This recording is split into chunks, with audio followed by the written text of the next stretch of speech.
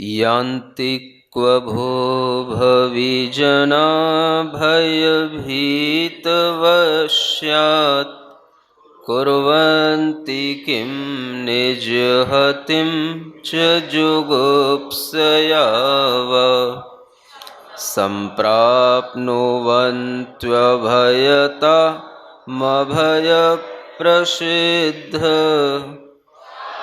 पादद्वयं वदति वादितद्वन्द्वभिस्ते। इसी का पद्यानुवाद। अरे अरे ओ भविजन क्यों तुम क्यों इतने भयभीत हुए, आत्मग्लानि से आत्मघात को करने क्यों तैयार हुए। अभय प्रदायी चरण कमल को प्राप्त करो अरु हो। देव दुंदुभि बजती बजती यही कह रही वीर प्रभु। भगवान के समो शरण में विराजमान होने पर उनके समो शरण में ही एक देव दुंदुभि नाम का भी कार्य होता है, जिसमें देव लोग दुंदुभि के माध्यम से बहुत तीव्र आवाज में अनेक प्रकार के वाद्य यंत्रों के साथ में एक बहुत बड़ी घोषणा सी करते रहते हैं, जिसके माध्यम से यह पता पड़ता है कि यहाँ पर कुछ है और कुछ हो रहा है। यह भी एक आवश्यक प्रक्रिया सी समझ में आती है। आप देखते हैं जहाँ कहीं पर भी कोई विशेष बड़ा कार्य होता है तो वहाँ पर कुछ वाद्य यंत्रों के माध्यम से लोगों को यह आगाह किया जाता है कि यहाँ पर कुछ मंगल कार्य चल रहा है। इसी तरीके से भगवान के समोशरण में वह देव दुंदुभि जो बजती है वह दूर दूर तक भी उसकी आवाज़ सुनाई पड़ती है, और उस दुंदुभि के माध्यम से यहाँ पर यह बताया गया है कि उन भव्य जनों को बुलाया जाता है जो भव्य जन इधर उधर घूम रहे होते हैं और जिनको एकदम से वार्निंग दी जाती है कि यहाँ पर आप आइए और यहाँ पर आप आकर के भगवान की वाणी को सुनिए, भगवान का दर्शन कीजिए।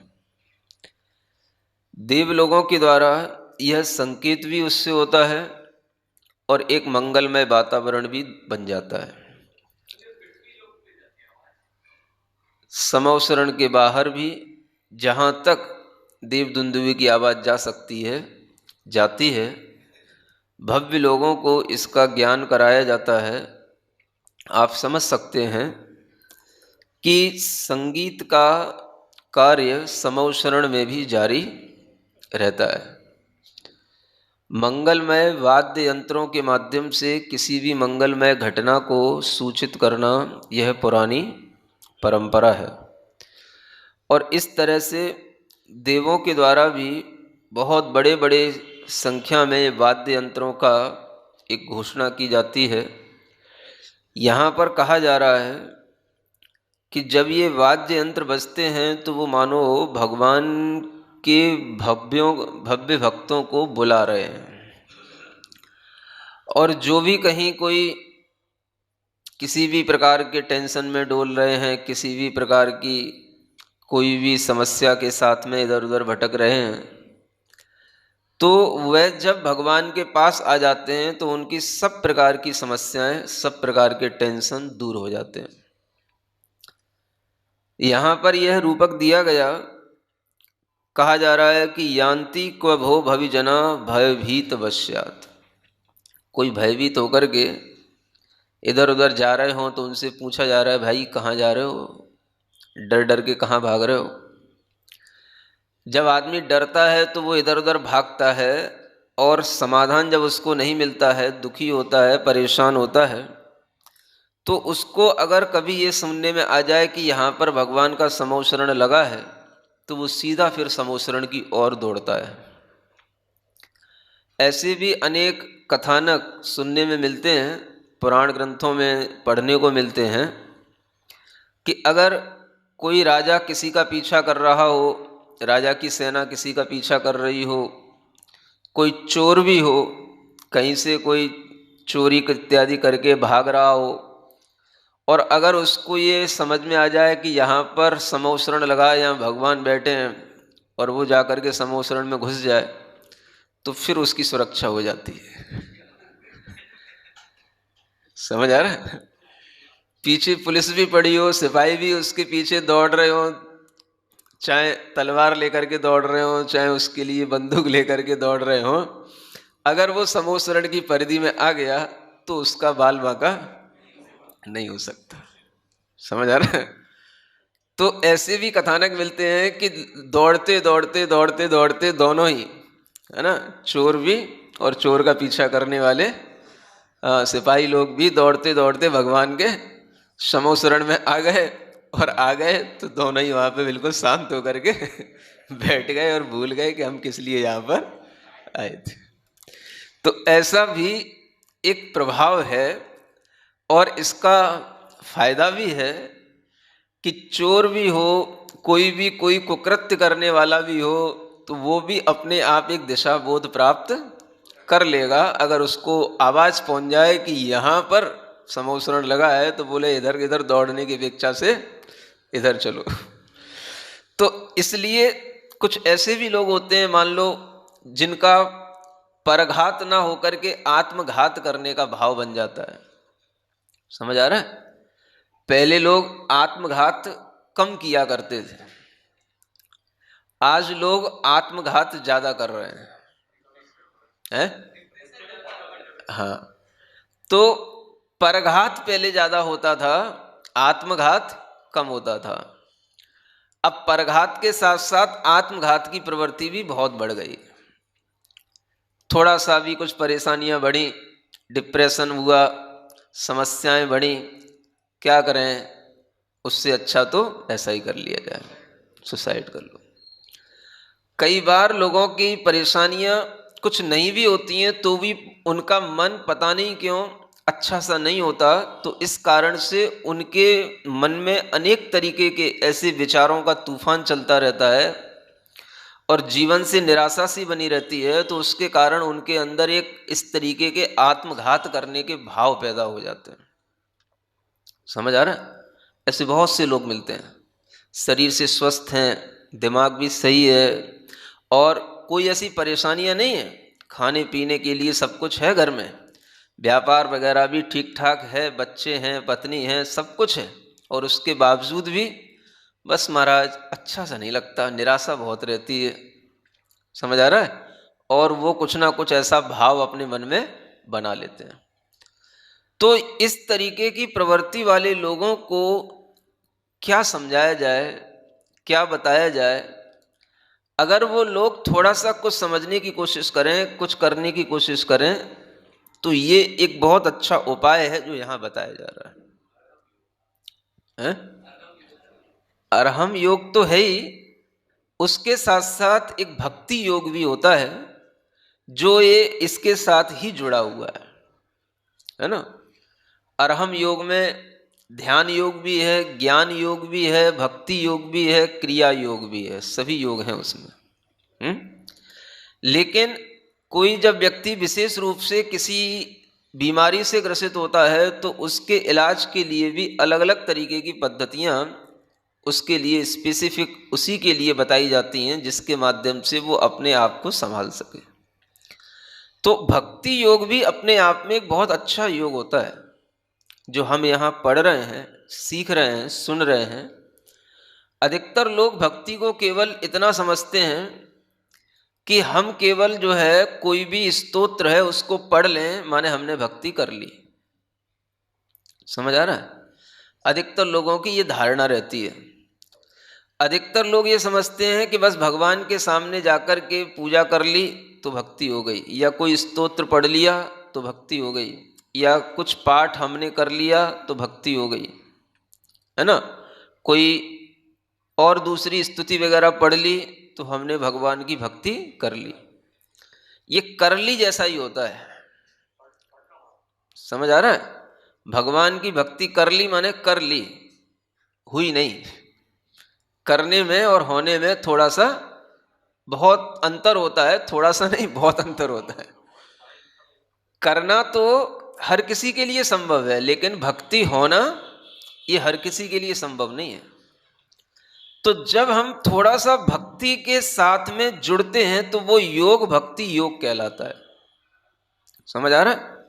तो अरहम योग में ये नहीं समझना कि केवल अरहम योग में ध्यान योग ही है। अरहम योग में ध्यान योग भी है, क्रिया योग भी है, उसमें कुछ मुद्राओं की क्रियाएं हैं वो भी है, और उसके साथ में ज्ञान योग भी है, जो अनेक तरह से उसमें ज्ञान दिया जाता है शास्त्रों का। वह चाहे इष्टोपदेश का हो, चाहे प्रवचन सार का हो, समाधि तंत्र का हो, ऐसे शास्त्रों के ज्ञान के साथ उसमें ज्ञान योग की भी विधि है। और साथ साथ ये ध्यान योग के तो है ही है, मंत्र योग भी है, और साथ साथ ये भक्ति योग भी उसमें इंक्लूड है। समझ आ रहा है। अब तो आपको ये समझना चाहिए कि जो कुछ भी हो रहा है सब अरहम योग के ही पहलुओं से हो रहा है। भगवान की स्तुति भी पढ़ रहे हैं तो ये भी एक योग के माध्यम से ही चल रहा है। भक्ति भी एक योग है, और इसके माध्यम से भी हम अपने से जुड़ते हैं, अपने परमात्मा से भी जुड़ते हैं। तो ये योग में तब योग्यता बनती है, तब जुड़ना कहा जाता है, जब भीतर से आपके मन के अंदर ये भाव आ जाए कि हम जिसकी भक्ति कर रहे हैं उसके प्रति हम समर्पित हैं। सबसे पहले समर्पण का भाव आना चाहिए, सरेंडर जो होना जिसको बोलते हैं, समर्पित हो गया। हा? जब आप भक्ति करेंगे तो आपके अंदर सबसे पहले जब ये भाव आएगा कि मैं भगवान के प्रति समर्पित हूं, तो जहां समर्पण आ जाएगा वहीं पर आपके अंदर तमाम जो इच्छाएं उत्पन्न हो रही होंगी वो सभी इच्छाएं बिल्कुल शांत हो जाएंगी। ये समर्पण का बहुत बड़ा फायदा है। अगर आपके अंदर समर्पण है तो आप तुरंत ही उस समर्पण के माध्यम से अपना जो कुछ भी भाव है उन चरणों में अर्पित करके बिल्कुल निश्चिंत हो जाओगे। जब आपके अंदर समर्पण का भाव होगा तो इसका मतलब है कि आपने सब कुछ अर्पण कर दिया। अर्पण करने का मतलब ही होता है कि अब आपने अपने पास में कुछ भी नहीं रखा, आपको अब अपनी कोई चिंता नहीं है, क्योंकि मैं अब आपके प्रति समर्पित हूं। तो जब समर्पित हूं तो मेरी कोई इच्छा नहीं है, मेरा कोई भाव नहीं है, जो कुछ भी है वो अब आपकी इच्छा से है। क्या समझ आ रहा है। ये बहुत बड़ी चीज है। जहां समर्पित होगा तो वह व्यक्ति फिर अपनी इच्छा से काम नहीं करेगा, वो फिर कहेगा प्रभु आप बताओ आपकी क्या इच्छा है। समझ आ रहा है। गुरु आप बताओ आपकी क्या इच्छा है। समझ आ रहा है। हाँ, जो प्रभु की इच्छा, प्रभु की मर्जी होगा वही जो हमारे लिए अच्छा होगा, उसे इतना विश्वास उस समर्पण भाव के साथ आ जाता है, क्योंकि उस समर्पण में फिर उसके लिए संशय नहीं रहा कि ये हमारे लिए अच्छा करेंगे या नहीं करेंगे। उसे पक्का मालूम है कि यहीं से हमारा सब कुछ अच्छा होगा। तो जैसे ही ये समर्पण का भाव आता है तो आदमी जिन इच्छाओं के कारण से परेशान हुआ होता है, जो आकांक्षाएं उसके अंदर पड़ी रहती हैं, जिनके कारण से वो टेंशन में रहता है, तो वो आकांक्षाएं, वो इच्छाएं समर्पण भाव से ही दूर हो जाती है। अगर आपने अपनी आकांक्षा बना करके रखी तो आपका समर्पण पूरा नहीं। क्या कहा गया। इसलिए सम्यक दृष्टि जीव के लिए कहा गया कि वह निकांक्षित होता है। भगवान की भक्ति करने वाला जो सम्यक दृष्टि जीव है वो निशंकित भगवान की तरफ से निशंकित अगर हो गया तो अपनी तरफ से निकांक्षित भी हो जाएगा।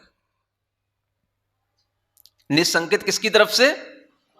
भगवान की तरफ से, माने भगवान की ओर से तो निशंकित हो गया कि यही भगवान है। तो पहली शर्त तो यह है कि ये भगवान है। ये वीतरागता के प्रति जब वो निशंकित हो गया तो फिर वो अपने प्रति फिर निकांक्षित हो जाता है। अब हमें कोई भी आकांक्षा नहीं है। इसका नाम ही है निशंकित होना, माने भगवान को स्वीकारना, और निकांक्षित होना माने भगवान के प्रति समर्पित हो जाना। ये दूसरा स्टेप, दूसरा अंग है सम्यक दर्शन का। समझ आ रहा है? हाँ, ये महत्वपूर्ण है। लोग तो बस क्या है, रट लेते हैं। सम्यक दर्शन के 8 अंग हैं, निसंकेत, निकांक्षित, निर्विचिकित्सा, मूढ़ दृष्टि, स्थिति और वो 8 हो गया। समझ आ रहा है? बस सुना दो, सुन लिया, पढ़ा दो, पढ़ लिया, रटा दो, रट लिया, एक एक कहानी सबकी सुन ली, हो गया है, बस हो गया ना। कांक्षा ही तो परेशान करने वाली चीज है ना। आकांक्षाएं ही तो आदमी को परेशान कर रही हैं। और क्या परेशान करता है? जो उसके अंदर बहुत सारी फ्लो ऑफ डिजायर्स जो उसके माइंड में निरंतर जो बहता रहता है, उसी के कारण से तो परेशान रहता है। तो जब हम निशंकित हो गए प्रभु के प्रति कि यही हमारे लिए आराध्य हैं, तो एक भटकन तो वहां दूर हो गई कि अब हमें कहीं और नहीं भटकना। समझ आ रहा है? और फिर जब उसके मन में किसी भी तरीके की परेशानियां आती हैं तो वो सोचता है, अरे जब इतने बड़े त्रिलोकी नाथ, 3 लोक के नाथ भगवान आराध्य जब हमारे हैं, और हम अगर इनके प्रति समर्पित हैं, हमारे मन में कोई शंका नहीं है, और हम इनके प्रति संदेह से रहित हैं और समर्पित हैं, तो हमें अब आकांक्षा क्या करना? जब भगवान के ज्ञान में दिख रहा है कि तेरे साथ में इस तरीके की परेशानियां आएंगी, तो भगवान के ज्ञान में दिख रहा है तो वो हो रहा है। अब हमारे लिए ये देखना है कि हम भगवान के प्रति निकांक्षित हो जाएं, तो हमारे अंदर के परिणाम अपने आप वैसे ही होने लग जाएंगे जैसे भगवान के ज्ञान में दिख रहे हैं। नहीं समझ आया? जब भगवान के प्रति निशंकित हो गए तो भगवान के बारे में भी निशंकित हो गए कि भगवान केवल ज्ञानी हैं, उन्हें सब दिखाई दे रहा है।